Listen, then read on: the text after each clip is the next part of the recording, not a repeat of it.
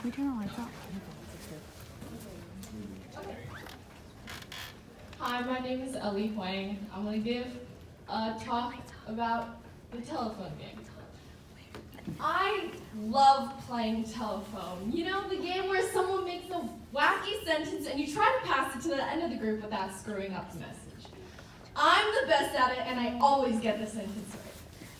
If I'm the one who starts the game. I mean, when I was in the middle, I kind of changed up the sentence. Ryan racketed 17 balls against Jessica alone.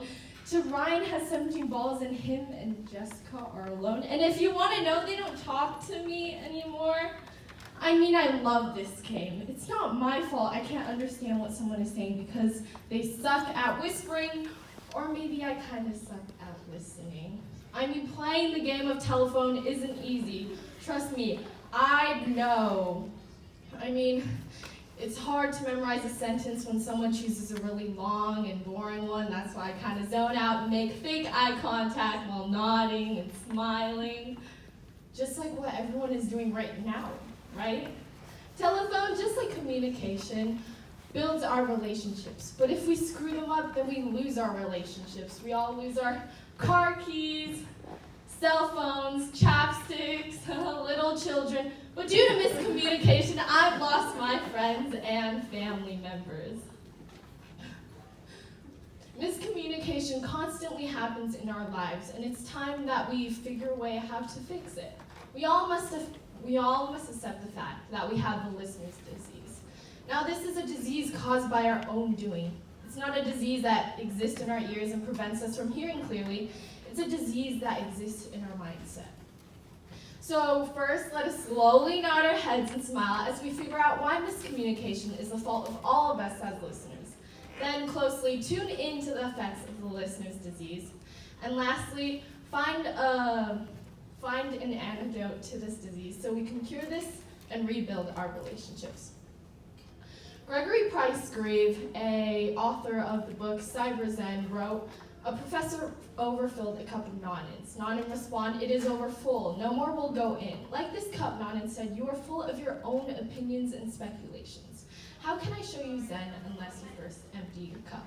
Teaching goes hand in hand with listening, and that's why many Buddhist ideals and proverbs are built off having the ability to listen. But why is listening so difficult? Listening is so difficult because we are constantly thinking. We're thinking of things we'd rather have happen.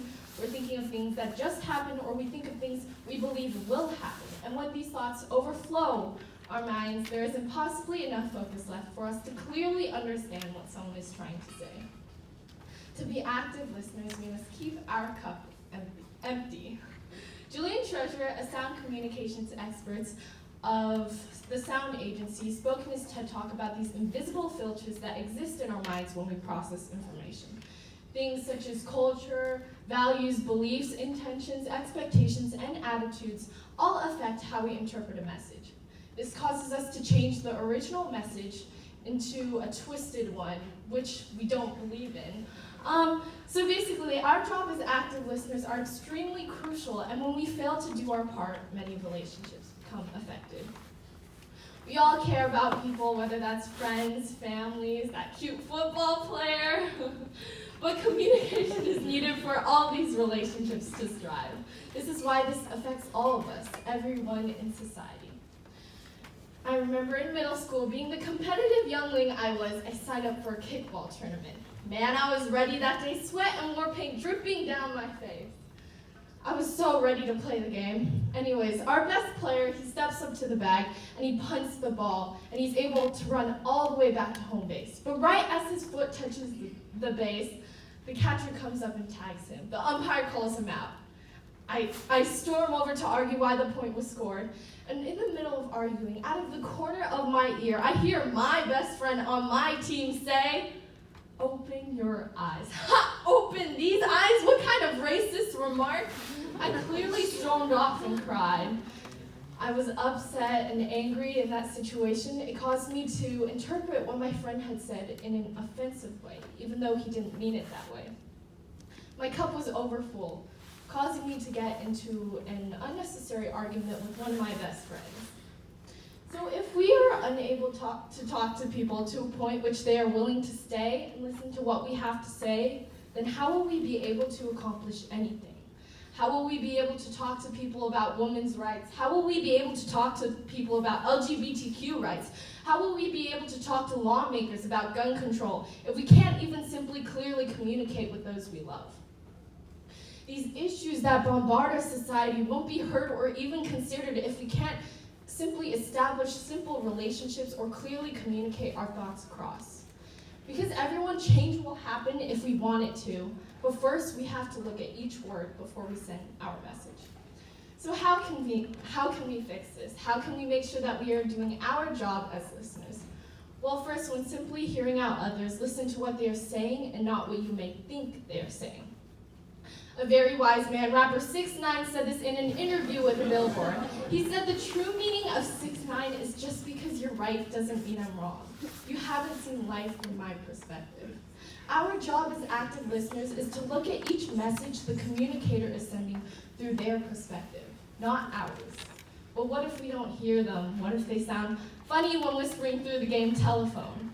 This is why we ask for clarification. Now, why are we so afraid to ask for clarification? Sharon Jones, a professional coach, believes it's because we are afraid of humiliation. Afraid that they'll say, I've already told you so. Afraid that they'll say, isn't it obvious? But humiliation, everyone, is so small compared to the rippling effects we will face due to a loss of relationships. Society is quickly being affected by the listener's disease as we refuse to ask for clarification or refuse to wholeheartedly listen to others. What's the point of living our lives if we can't clearly communicate with people we love? My mother once told me, why waste time arguing when you could be laughing and smiling? When you look back at life, you should remember all the times you were the happiest. It is time for us to change the norm and live our lives to the fullest amount of happiness we can achieve. It is time for us to keep our cups empty and fully ask for clarification.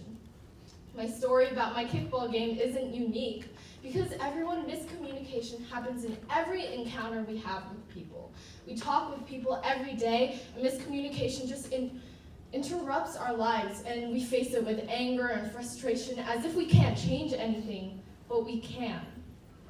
So I ask the audience, look back to all the times you got into a pointless argument with someone you love. Now, looking at it in a grander scale, how many days, how many years, how many hours does it all add up to? Because when we look back at life, we don't want to regret all the times we could have wholeheartedly listened. When we look back at life, we want to remember all the times we were the happiest. Because it is my time, because it is your time, because it is our time to take our place in the middle of game telephone. Not at the beginning, not at the end, but as a listener, next to all our friends and family. Thank you.